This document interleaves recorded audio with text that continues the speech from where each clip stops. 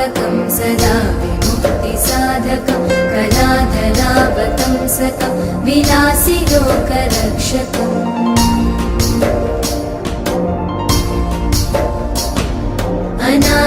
अनायकैकनायकं विनाशिते भदैत्यकं नताशुभाशुनाशकं नमामि तं विनायकम्